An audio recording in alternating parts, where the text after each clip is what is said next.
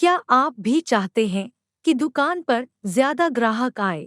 تو دکانداری کا طریقہ بدلیے، آج ہی اپنی دکان کو بنائیے آن لائن دکان۔ اپنی دکان کی ویب سائٹ بنائیے اور بزی ہو جائے، کال کریں آج ہی اور پائیے سوشل میڈیا پیکیج بالکل فری۔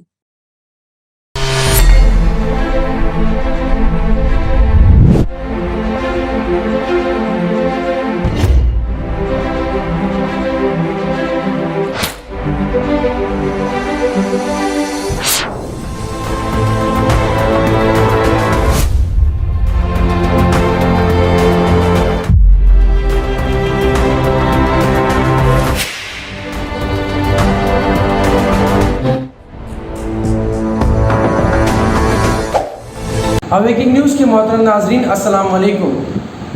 خبر شروع کرنے سے پہلے سبسکرائب کیجیے ہمارے اس چینل کو، اپنے دوستوں کے ساتھ شیئر کیجیے اور کمنٹ ضرور کیجیے۔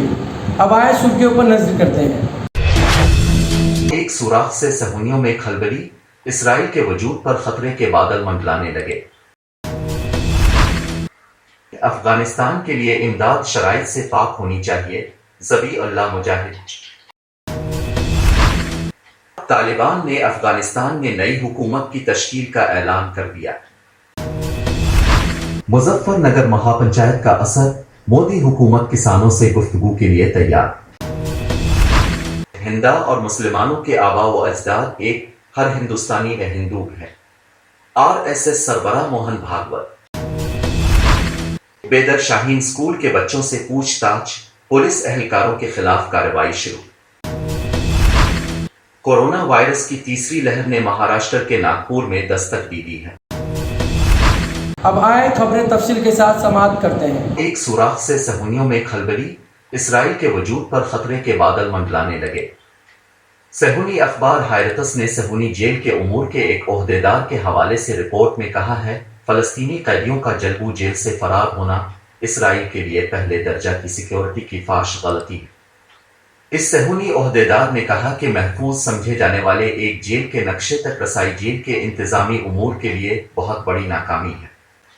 واضح رہے کہ جلبو جیل میں سیکورٹی کے انتظامات بہت سخت و اعلیٰ ترین سطح کے بتائے جاتے تھے۔ اس جیل میں ان فلسطینیوں کو قیدی بنا کر رکھا جاتا ہے جن پر استقامتی و مزاحمتی سرگرمیاں کرنے کا الزام ہوتا ہے۔ فلسطینی جیلوں کی چمچے سے سرنگ بنا کر جلبو جیل سے نکلنے میں کامیابی نے صہیونی سیکورٹی شعبے کو ہلا کر رکھ دیا ہے اور اس واقعے کو بہت بڑی سیکورٹی ناکامی مان رہا ہے۔ افغانستان کے لیے امداد شرائط سے پاک ہونی چاہیے، ذبیح اللہ مجاہد۔ افغان طالبان نے دنیا سے غیر مشروط امداد کا مطالبہ کر دیا۔ غیر ملکی خبر رساں ایجنسی کے مطابق ترجمان افغان طالبان ذبیح اللہ مجاہد نے دنیا سے مطالبہ کیا ہے کہ ہمیں بین الاقوامی انسانی امداد کی ضرورت ہے۔ انہوں نے کہا کہ افغانستان میں بین الاقوامی امداد کا خیر مقدم کرتے ہیں، تاہم افغانستان کے لیے امداد شرائط سے پاک ہونی چاہیے۔ گزشتہ روز ترجمان افغان طالبان ذبیح اللہ مجاہد نے دعویٰ کیا تھا کہ طالبان نے پنجشیر پر مکمل کنٹرول حاصل کر لیا ہے۔ افغان میڈیا کے مطابق ترجمان طالبان ذبیح اللہ مجاہد نے کہا تھا کہ پنجشیر میں جھڑپوں کے دوران کئی باغی جنگجو ہلاک اور کئی فرار ہو گئے ہیں، جس کے بعد پنجشیر کے عوام باغی کمانڈروں کی شر سے آزاد ہو گئے۔ طالبان نے افغانستان میں نئی حکومت کی تشکیل کا اعلان کر دیا۔ افغان طالبان نے افغانستان میں نئی حکومت تشکیل دینے کا اعلان کر دیا، جس کے تحت اسلامی حکومت کے قائم مقام سربراہ محمد حسن اخوند جبکہ نائب صدر ملا عبدالغنی برادر ہوں گے۔ اس بات کا اعلان طالبان ترجمان ذبیح اللہ مجاہد نے کابل میں پریس کانفرنس کرتے ہوئے کیا۔ نئی اسلامی حکومت کے قائم مقام سربراہ محمد حسن اخوند جبکہ ملا عبدالغنی برادر نائب صدر ہوں گے۔ وزیر خارجہ ملا امیر خان متقی، وزیر داخلہ سراج الدین حقانی، وزیر دفاع مولوی محمد یعقوب، وزیر اطلاعات ملا خیر اللہ، وزیر خزانہ قاری دین محمد حنیف، وزیر ماحولیات ملا ہدایت اللہ کو مقرر کیا جا رہا ہے۔ عدالتی امور مولوی عبدالحکیم دیکھیں گے جبکہ ملا عبدالحق افغان خفیہ ادارے NDS کے سربراہ ہوں گے۔ عبوری حکومت تشکیل دے دی گئی ہے، تاہم اس میں موجود متعدد عہدوں کے لیے کئی ناموں کا اعلان بعد میں کیا جائے گا۔ ہوانوردی و ٹرانسپورٹ محترم مولوی عبدالباقی حقانی سرپرست وزارت تحصیلات عالی، محترم مولوی نجیب الله حقانی سرپرست وزارت مخابرات، محترم حاجی خلیل الرحمن حقانی سرپرست وزارت مهاجرین، محترم ملا عبدالحق وسیق سرپرست ریاست عمومی استخبارات، محترم حاجی محمد ادریس سرپرست دی افغانستان بانک، محترم مولوی احمد جان احمدی سرپرست ادارہ امور۔ ایک افغانستان کے حالات سے ہندوستان کو سخت تشویش، اسرائیل سے 100 ڈرون طیارے خریدنے کا فیصلہ کیا۔ صہیونی میڈیا کی رپورٹوں میں دعویٰ کیا گیا ہے کہ یہ ڈرون 100 کلومیٹر کے دائرے میں معینہ ہدف کو تباہ کر سکتا ہے۔ اسکائی اسٹرائکر ڈرون سنہ 2017 میں بنا ہے اور صہیونی ذرائع کا دعویٰ ہے کہ تل ابیب نے کئی ملکوں کو یہ ڈرون دیے۔ صہیونی ذرائع کے مطابق جمہوریہ آذربائیجان اور آرمینیا کے درمیان حالیہ لڑائی میں بھی یہ ڈرون استعمال ہوا۔ صہیونی ذرائع ابلاغ کے مطابق افغانستان سے امریکہ کے نکلنے کی وجہ سے ہندوستان کو سیکیورٹی کی نظر سے سخت تشویش لاحق ہے اور وہ اپنے دفاع کے لیے ماڈرن فوجی ساز و سامان سے لیس ہونا چاہتا ہے۔ حالیہ برسوں میں ہندوستان سون حکومت کے درمیان فوجی و سیکیورٹی تعاون میں وسعت آئی ہے۔ مظفر نگر مہا پنچایت کا اثر، مودی حکومت کسانوں سے گفتگو کے لیے تیار۔ مغربی اتر پردیش کے مظفر نگر میں گزشتہ روز منعقدہ کسانوں کی مہا پنچایت کا اثر ہے کہ اب مرکزی حکومت ایک مرتبہ پھر کسانوں سے بات چیت کے لیے تیار ہو گئی ہے اور اس بات چیت کے لیے وہ نئی حکمت عملی پر غور کر رہی ہے۔ حالانکہ ابھی تک تاریخ کا اعلان نہیں کیا گیا، تاہم امید کی جاتی ہے کہ سال کے آخر تک یہ بات چیت ہو سکتی ہے۔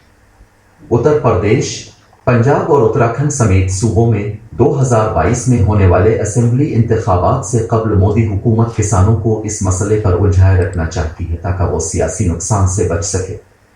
یہ اور بات ہے کہ کسانوں نے مرکزی حکومت سے کسی بھی قسم کی مشروط گفتگو سے پوری طرح انکار کیا ہے۔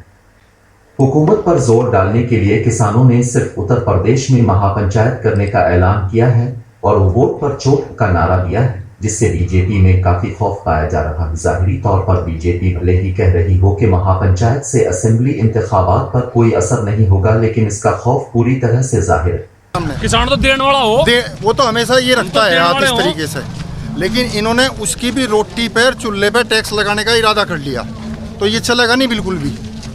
کسان کے بچے گاؤں میں گھوم رہے، گاؤں گئے کم سے کم ہزاروں بچے گھوم رہے جن کی کوئی نوکری نہیں، کچھ نہیں۔ جب تک کسان کا بیٹا اس کا درد سمجھ، کم سے کم کسان کا بیٹا درد سمجھنے والا جب تک۔ ہندا اور مسلمانوں کے آباء و اجداد ایک، ہر ہندوستانی و ہندو ہے۔ RSS سربراہ موہن بھاگوت پونے، راشٹریہ سیوم سیوک سنگھ RSS کے سربراہ موہن بھاگوت نے کہا ہے کہ ہندا اور مسلمانوں کے آباء اور ہر بھارتیہ ہندوستانی ہندو ہے۔ پونے میں گلوبل اسٹریٹجک پالیسی فاؤنڈیشن نامی تنظیم کی جانب سے منعقدہ ایک تقریب میں انہوں نے پیر کے روز کہا کہ دانشمند مسلم رہنماؤں کو قدامت پسندوں کے خلاف مضبوطی سے کھڑا ہو جانا چاہیے۔ انہوں نے کہا، اسلام حملہ آوروں کے ساتھ آیا، یہ تاریخ ہے اور اسی شکل میں بتائی جانی چاہیے۔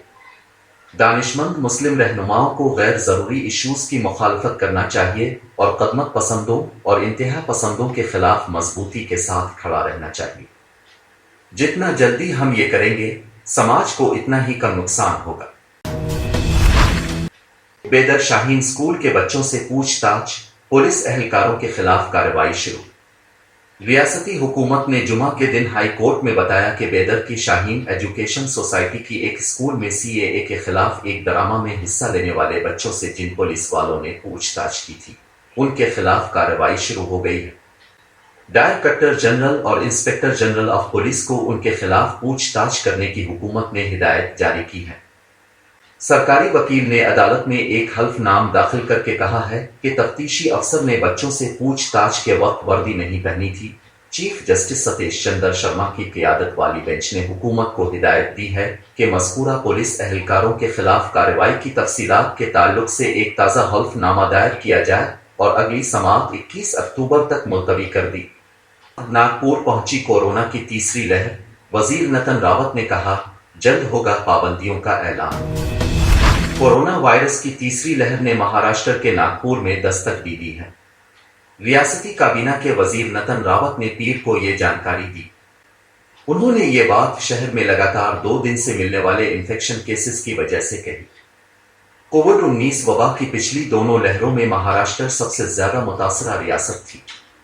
दूसरी लहर से बाहर निकलने के दौरान ही वजीर आला उद्धव ठाकरे ने रियासत में तैयारियों के बारे में बात की थी। हाल ही में उन्होंने तीसरी लहर के हवाले से एक इंतबाह भी जारी किया है। अगर में हम आ गए हैं, इसका मतलब हमारे यहाँ थर्ड वेव का आगमन हो गया है। उसका मुकाबला करने के लिए हमारा प्रशासन सजग रहे और उस दृष्टिकोण से जल्दी डिजास्टर मैनेजमेंट की मीटिंग यहाँ पर ली जाएगी और कुछ निर्बंध लादने के बारे में हमारे निर्णय हुए हैं, लेकिन उस संबंध में हम जनता के प्रतिनिधियों के साथ चर्चा करके इसका अंतिम फैसला लेंगे। लेकिन नाजरीन, ये थे अब तक के ताज़ा तरीन हालात। जुड़े रहिए हमारे चैनल के साथ जानने के लिए और भी खबरें। अब लेता हूँ मैं इजाज़त। खुदा हाफिज़।